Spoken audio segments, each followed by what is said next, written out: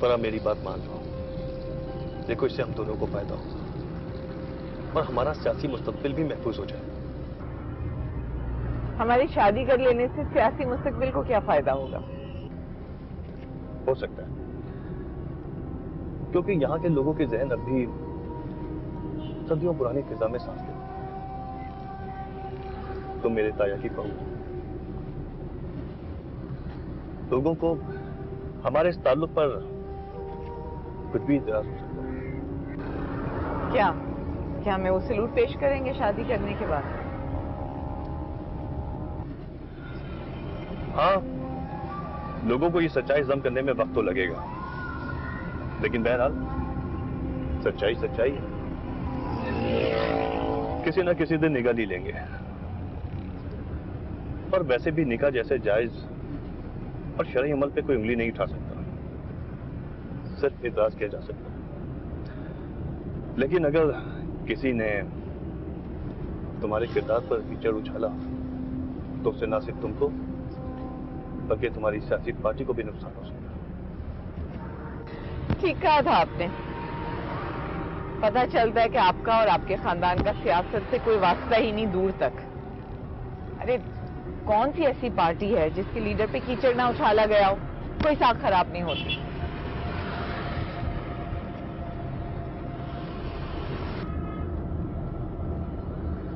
लेकिन तुमने मुझसे वादा किया था कि तुम मुझसे शादी करूंगी। अपने फैसले से पीछे नहीं हटती मैं। जो भी काम करती हूँ मैं पूरे तवज्जो से करने की आदत है। इसीलिए इस वक्त मेरा सारा फोकस, सारी तवज्जो अपने सियासी करियर पे है। शादी करके अगर ध्यान हट गया तो टारगेट से भी समझे ध्यान हट जाएगा। और वैसे भी आपको किस बात का डर है? सफर जो भी हो, आप तो कदम कदम पे मेरे साथ हैं।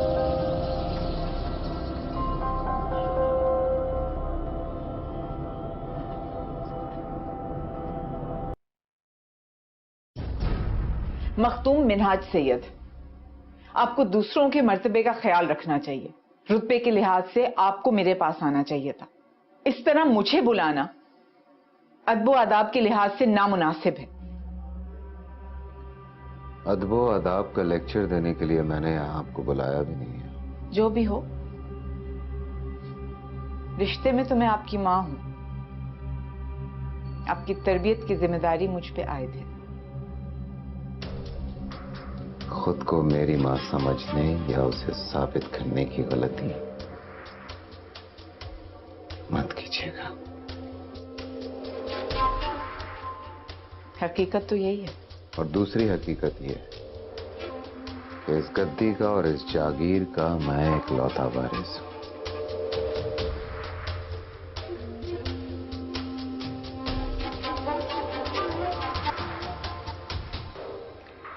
एक ऐसा वारिस जिसका कोई वारिस ही नहीं।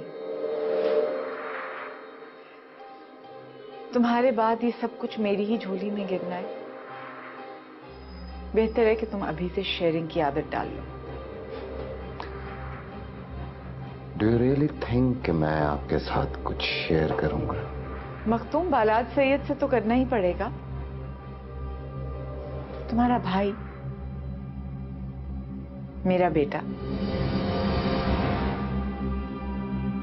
बेहतर यही कि बाहमी रजामंदी से हम ये तय कर लें कि गद्दी तुम्हारी, पार्लियामेंट की सीट मेरी।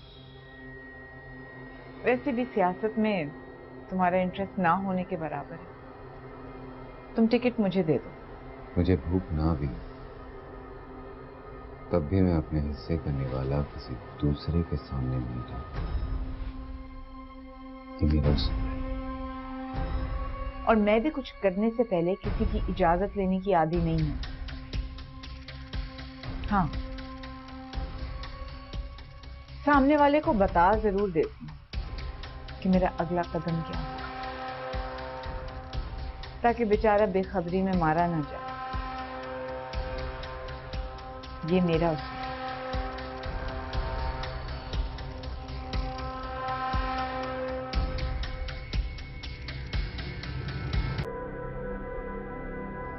तंग आ गई हूं मैं उसकी बकवास से। रोज एक ही रट, शादी शादी। क्या करूं? बंदा काम का है। हाँ, उसकी मदद के बगैर पार्टी की टिकट नहीं मिलेगी। फजीलत के लिए में भी ये बात आ गई है। उसने अलग नाक पे दम कर रखा है मेरा। तो उसे तसल्ली दे दीजिए, बता दें ऐसी कोई बात नहीं है, सीधी सादी औरत है, बहल जाएगी। कैसे बहलाऊं उसे और क्यों बहलाऊं, जबकि मैं तुमसे शादी का फैसला कर चुका हूं। अब उसके शोर मचाने या बाबैला करने से कब तक फैसला तब्दील नहीं कर सकता। मखदूम कासिम सैयद, मैंने आपको अपनी जिंदगी में शामिल करने का फैसला एक शर्त पे किया था। वो शर्त अभी पूरी नहीं हुई, तो फिर किस बिना पे आप ये मुतालबे कर रहे हैं मुझसे? देखो, कोशिशें भरपूर तरीके से जारी हैं। 1-2 दिन में पार्टी टिकट का फैसला तुम्हारे हक में हो जाएगा, लेकिन एक बात मेरे लिए जानना बहुत जरूरी है। तुम मेरे हक में फैसला कब करोगी? बहुत जल्द।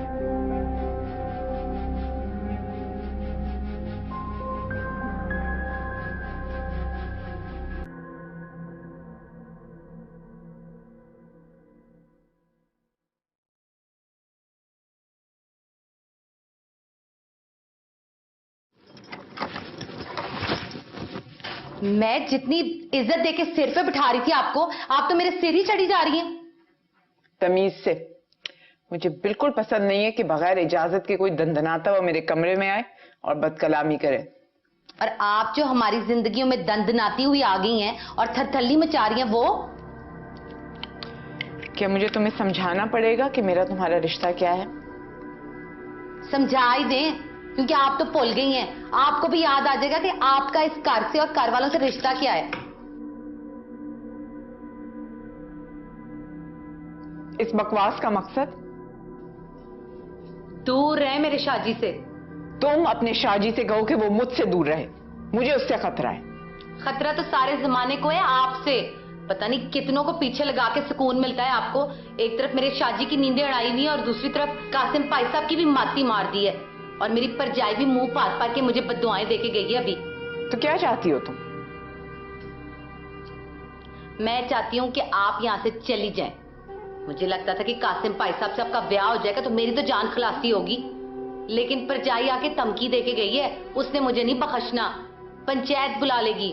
मैं मिन्नत करती हूँ आपकी, इधर से जाओ। क्यों जाऊं मैं? क्यों चली जाऊं यहां से?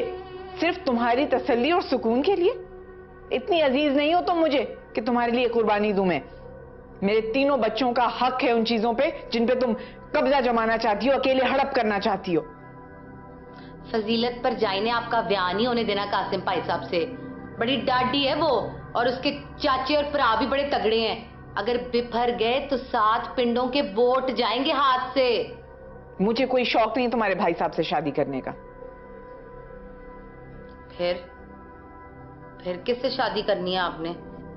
देखिए, जो आप सोच रही है ना, वो नहीं हो सकता। नजायज रिश्ता कहलाएगा ये, हराम है, थू थू करेंगे लोग। ये बात मुझे नहीं, अपने शाजी को समझाओ। क्या मतलब? देखो जरीना, मैं तुम्हारी दोस्त नहीं हूं क्या अपना हर दुख दर्द तुम्हारे साथ बांटूं, लेकिन मेरी दुश्मन भी नहीं कि तुम्हारा बुरा चाहूं। सच बात तो ये है कि मुझे ना तुम्हारे भाई में दिलचस्पी है ना तुम्हारे शौहर में। मैंने कासिम की पेशकदमी का जवाब इसीलिए दिया था ताकि मैं मिनहाज की बेबाकियों से बच सकूं।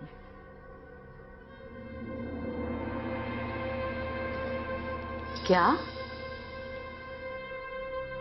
देखो, मैं भी जानती हूं कि ये नाजायज रिश्ता होगा, लेकिन मिनहाज को तो बुरे और भले की कोई तमीज ही नहीं रही, कोई फिक्र नहीं है उसे।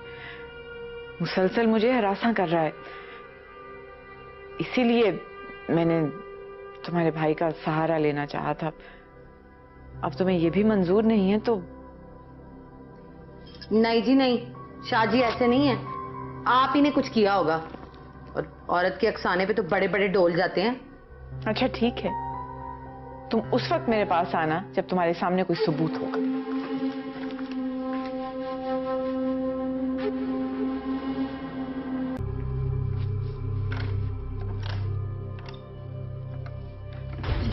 मिनहाज, तुम्हारा रात को इस तरह आना किसी खास बात का इशारा कर रहा है।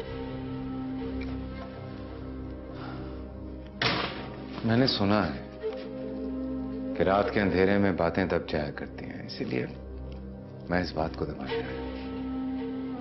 बात को दबाने या मेरा हक मारने? नहीं, बिल्कुल भी नहीं। मैं तो चाहता हूं कि तुम्हें तुम्हारा हक मिले, और यही समझाने तो आया हूं कि अपना हक लो और यहां से चलती बनो। कहां चली जाऊं और क्यों जाऊं? सैयदा फराह, तुम्हारी इज्जत को यहां पे खतरा है। किससे? मुझसे। अगर खुद को मुझसे बचाना चाहती हो तो यहां से कहीं बहुत दूर चली जाओ। तुम भूल रहे हो कि मेरा तुमसे रिश्ता क्या है। तुम्हारे मरहूम बाप की बेवा हूं, और उस बाप के मरहूम होते ही वो सारे रिश्ते भी मिट्टी हो गए। वैसे भी फराह, मैंने कभी तुम्हें मां समझा ही नहीं, इसलिए उस तरह इज्जत ही नहीं कर सकता। शर्म करो। अगर तुम्हारे अकीदतमंदों को और मुरीदों को पता चल गया कि तुम्हारे क्या इरादे हैं, तुम पे थूकेंगे भी नहीं। फिलहाल तो खुद को जमाने की थू से बचाओ। ये जो कुर्सी और इख्तिदार का शौक चढ़ा ना तुम्हें, इसी को बदनामी और जिल्लत बना दूंगा मैं अगर चाहूं ना सैयदा फराह, तो सुबह के हर अखबार में तुम्हारी मन घड़त मुआशके और ऐसी तस्वीरें छपवा दूंगा तो वोट एक तरफ, अवाम से माफी भी नहीं मिलेगी तुम्हें। तुम इतना गिर सकते हो, मुझे यकीन नहीं आ रहा। मैं नहीं चाहता था गिरना, लेकिन क्या करूं, तुमने मजबूर कर दिया। इसीलिए समझा रहा हूं तुम्हें, सिर्फ इसीलिए। हालांकि जानता हूं कि तुम्हारी बदनामी खानदान की बदनामी है, लेकिन क्या करें, सियासत में यह सब कुछ चलता है। बड़े प्यार से कह रहा हूं, यहां से बहुत दूर चले जाओ, इनको भी लेके।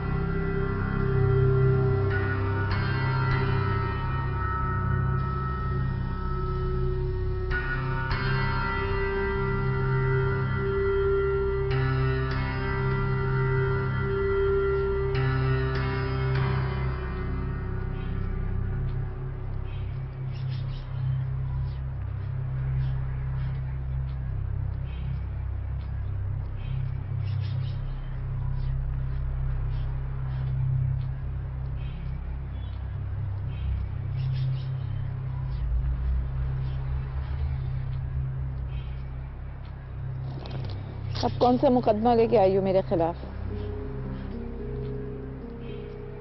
मैं तो सोच भी नहीं सकती थी जी कि सरकार ऐसा भी कर सकते हैं। तुम्हारे मिजाजी खुदा की करतूतों पे तुम्हें यकीन है या नहीं, इसकी मुझे फिक्र नहीं है।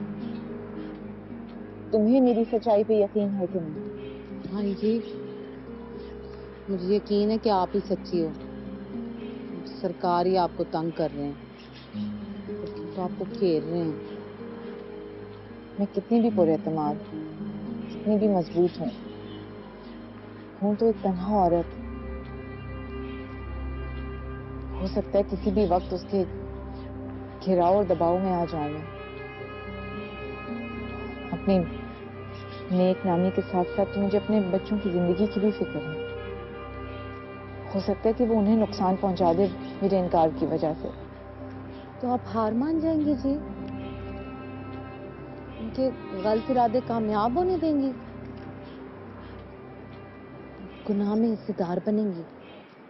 दूसरा रास्ता तुम्हारे भाई मखदूम कासिम सैयद से निकाह। आप किसी से भी शादी कर लो जी, लेकिन अगर अब आपने कासिम भाई साहब से निकाह कर लिया ना, तो भाभी तो बिल्कुल सारा किया किराया मेरे खाते डाल देगी, और उसने पंचायत बुला के वो तमाशा लगाना है कि बस उल्टा सरकार के भी कान पड़ेगी। जब उन्हें पता लगेगा कि मैंने उनके मुंह का निवाला अपने भाई साहब के पेट में डाल दिया, तो पता नहीं फिर क्या होगा। तीसरा रास्ता ये है कि मैं सियासी तौर पे अपने आप को इतना मजबूत कर लूं, तुम्हारे सरकार के मुकाबले पे ऐसा मुस्तहकम कर लूं अपने आप को कि मुझे धमकाने की और हिरासा करने की हिम्मत ना कर सके। होगा कैसे जी? ये तभी मुमकिन है अगर मिनहाज मेरे रास्ते से हट जाए, पार्टी का टिकट मुझे मिल जाए और मैं इलेक्शन जीत जाऊं। मगर कैसे? उसके लिए मुझे तुम्हारे एतमाद की जरूरत है और तुम्हारे साथ की। हिचकिचाओ मत जरीना, मेरी ताकत से तुम्हारा घर और तुम्हारी शादी दोनों मजबूत हो जाएंगे, वरना मेरी कमजोरी मुझे मजबूर कर देगी कि मैं तुम्हारे शौहर के आगे घुटने टेकूं। तुमसे तो बात करना फजूल है, कभी मुझ पे शक करती हो, कभी मुझसे मदद मांगती हो। बात तो सुने जी, आप चाहती हैं कि मैं सरकार को आपके करीब होने दूं, आप पे भरोसा करने लगी और मैं चुपचाप एक कोने से लग जाऊं? तुम मत लगो कोने से, मचाओ शोर, अगर उससे कोई फायदा होगा तो। मगर याद रखो, तुम्हारी हैसियत इस घर में मुझसे भी ज्यादा कमजोर है। एक ना एक दिन वो तुम्हें किसी और औरत के लिए छोड़ देगा, या औरत के लिए या उस वारिस के लिए जो आज तक तुम ना उसे दे सकी हो ना दे सकती हो। क्यों नहीं दे सकती जी? अल्लाह के घर में देर जरूर है लेकिन अंधेर नहीं है। तुम्हारे मामले में अंधेर ही अंधेर है। जानती हूं मैं कैसे झूठ बोल बोल के तुम अपने इज्जत माब सरकार का दिल बहलाती रही हो कि देर फितरत की वजह से हो रही है, तुम में कोई नुक्स नहीं है। मैं जानती हूं तुम कभी मां नहीं बन सकती। आप ये बात सरकार को बता देंगे? अगर बता दिया तो ना सिर्फ तुम्हारी हकीकत जान जाएंगे, बल्कि तुम्हारी झूठ और गलत बयानी भी पकड़ी जाएगी। आप मुझे धमका रही हैं?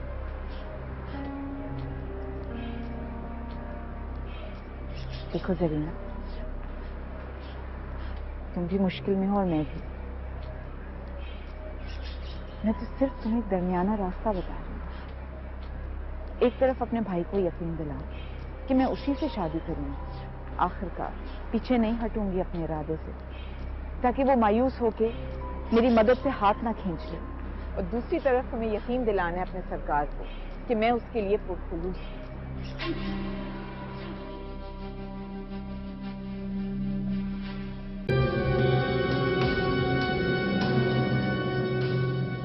अच्छा हुआ तुमने जल्दी फैसला कर लिया। वो जी, वो मुझे अपनी जिंदगी से निकाल देंगे। देखो जरीना, तुम्हें अपने आप को मजबूत करना है ताकि कोई तुम्हें अपनी ठोकरों पे ना रखे। मैं तुम्हारी भलाई चाहती हूँ, बल्कि मैं तो मिनहाज की भी दुश्मन नहीं हूं, लेकिन अपने आप को नुकसान से बचाने के लिए हाथ पांव मारना तो जायज है ना। यही तुम कर रही हो। जो कुछ कर रही हो अपनी बका की जंग लड़ते हुए कर रही हो, समझ गई ना? हाय अल्लाह, ये नहीं करना मैंने। क्यों? तो मेरे सिर के साईं हैं जी, मैं रब को नाराज कर दूं? मैं तो खुद चाहती हूँ उनकी गंदी आदत ही छूट जाए। शराब हराम होती है। जाओ जाके कह दो उसे। तुम्हारा ख्याल है कि वो मुतासिर होकर छोड़ देगा? नहीं। तो फिर उसकी कमजोरी को अपना हथियार बनाओ। शहंशाह जहांगीर और नूरजहां की कहानी से वाकिफ होना। जहांगीर ने अपनी किताब में लिखा है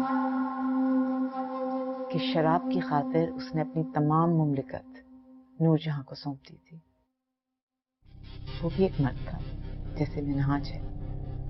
तुम भी एक औरत हो नूरजहां की तरह।